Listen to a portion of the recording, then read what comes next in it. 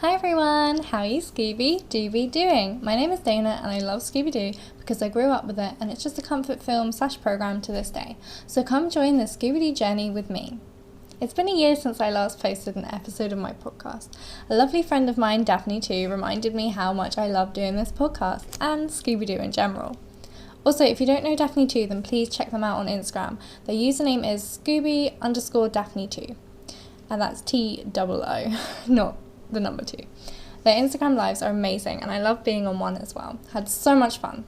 Remember when I said I was going to try and manage my time better? Well, that didn't happen. I hope you're all well and have looked after yourselves. Fun fact, for this episode it shares its name with an episode of The X-Files.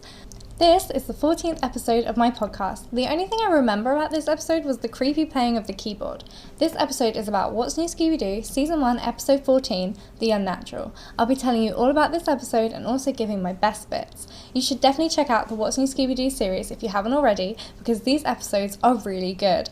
I grew up watching them, so I might be a little biased, but other people like this series too, so go watch it if you're looking for a Scooby-Doo fix.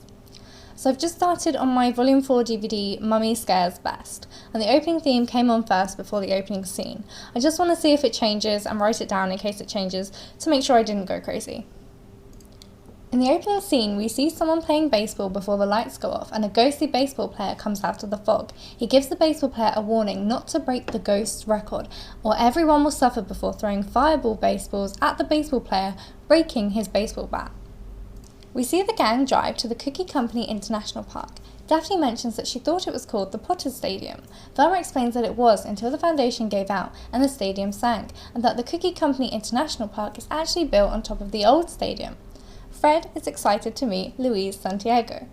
Fred explains he is one of the best long ball hitters today and is one home run away from breaking the all-time record.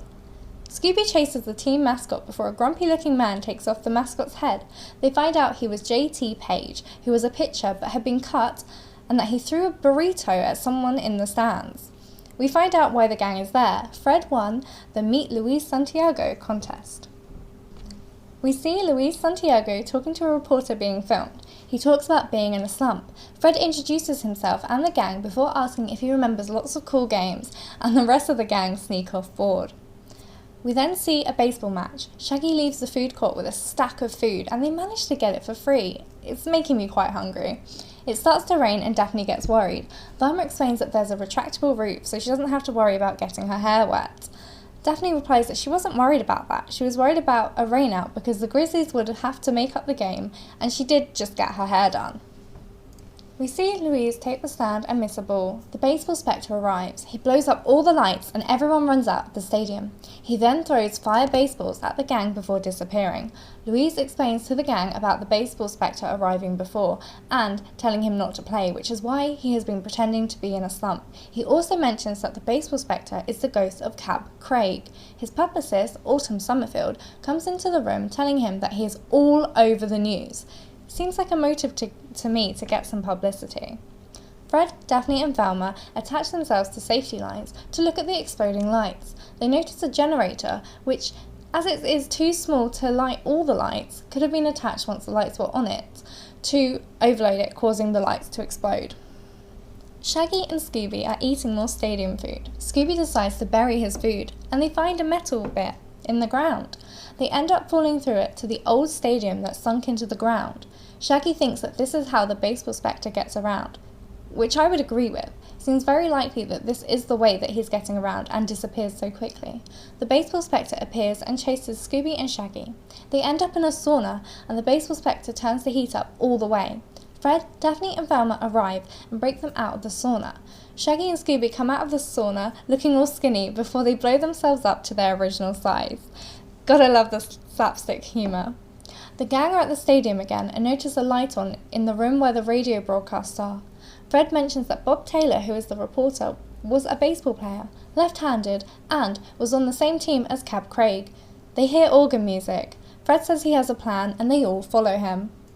We see the Baseball Specter playing the organ. Looks like Fred doesn't have a plan because they all end up running away and we get a classic chase scene. The Baseball Specter removed the bolts, causing some of the seating to collapse and could have killed the gang. Autumn Summerfield arrives and takes their picture. She was trying to get a picture of the Baseball Specter. She explains that it would be great publicity. Daphne thinks she's lying because she said she was driving home when the idea hit her, but it's raining and her suede shoes were perfectly dry. So she was here the whole time. The roof suddenly opens, letting the rain in to ruin the pitch. The gang get to the control room. They find the controls, but the Baseball Specter is near it. Fred tells them the plan until the Baseball Specter asks, "What about them?" And they run away onto the stadium roof. They jump to the other side, but Scooby isn't going to make it. Fred grabs a rope and goes after Scooby to keep him from falling. They get to the pitch safely. Velma presses a button to move the roof, causing the Baseball Specter to fall. They grab onto the rope, but Fred moves it, causing the Baseball Specter to fall through the field.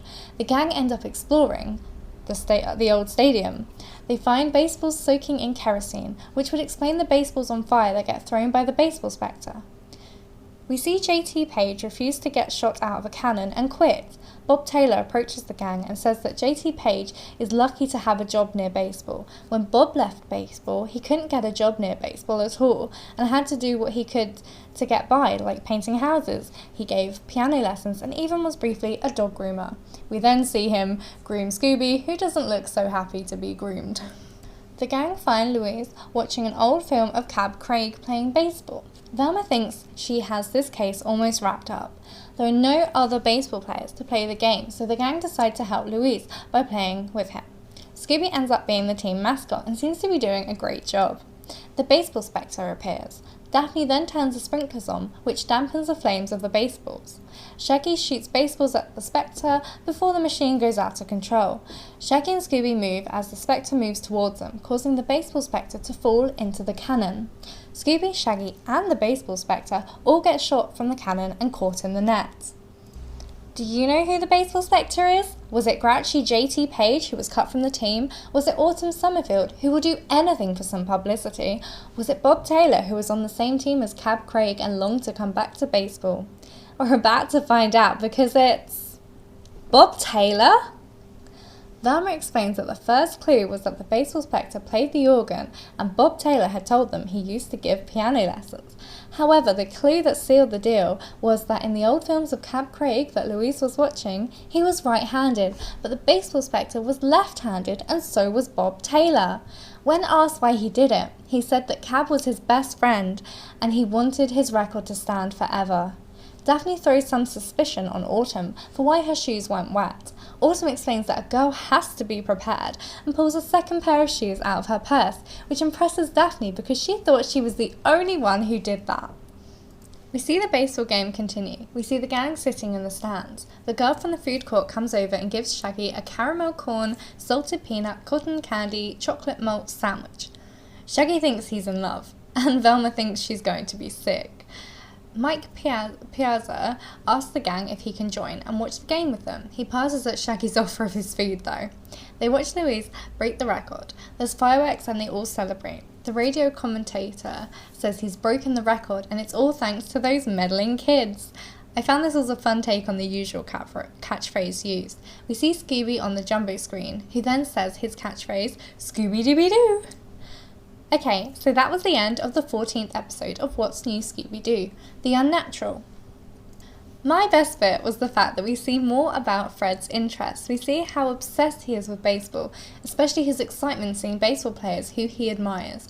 Also, when Velma thinks that all Daphne cares about is her hair getting wet, but she shows her baseball knowledge off as well. It's nice to get more of an insight into their other interests other than mysteries. I also love that we get to see the technology of the stadium, the retractable roof, the generators, the stadium built on top of a stadium. It was a nice touch. My worst bit was the creepy organ playing. I know it's to give us a clue to who the Baseball Specter is, but why is it so creepy? Honestly, the Baseball Specter is kind of creepy in general. Also, Autumn at the beginning was so rude, but I like that she carried a spare pair of shoes just in case, like Daphne. My funniest bit was Scooby as the mascot. He really went for it and was having a lot of fun with it. As well as this, when Fred, Daphne and Velma are in the baseball car, which I find really funny for some reason. And then the Spectre gets thrown off it. Also, when the Spectre asks, "What about me?" when Fred is telling everyone what to do for his plan, just made me laugh, especially as Fred starts to tell him what to do before realising, and then they all run away. My favourite supporting character was Shelley. I wanted to say Luis because he is really sweet and a nice character and was just trying his best, and he also managed to break the record with some help from the gang. However, I found Shelley so lovely. I think it's clear she had a little crush on Shaggy, which is how he gets all that free food at the beginning, and then she makes him a sandwich, which we would think is kind of gross, but Shaggy absolutely loves. She gets him. Also at the end, when they are celebrating the win, we can see Shelley giving Shaggy a hug, which I found so cute. This is the end of my 14th podcast episode. Thank you for listening. I wonder if you thought the same as my best, worst and funniest bits. Was Shelley your favourite supporting character this episode? Whether you agreed or disagreed, I'd love to know your thoughts about this episode, and I may even feature them in my next episode. The next episode will be Season 2, Episode 1, Big Appetite in Little Tokyo, so get ready to listen to the next podcast. I hope you're all enjoying the summer. It's been nice having warmer weather, although I'm not sure how long it will last. There is a link in any of the episode descriptions to the transcript for that particular episode, or you can go to my website and go to the blog page and pick the episode you want. If you want to ask any questions or even just mention anything you liked about this episode, you can go to my website, meddlingpodcast.com, that's meddlingpodcasts.com, or you can email me at feedback@meddlingpodcast.com. You can DM me on Instagram @meddlingpodcast or on Twitter @meddlingp. I'd love to hear any of your thoughts about Scooby-Doo, whether it's this episode, another episode, or Scooby-Doo in general. Thanks for listening and stay groovy!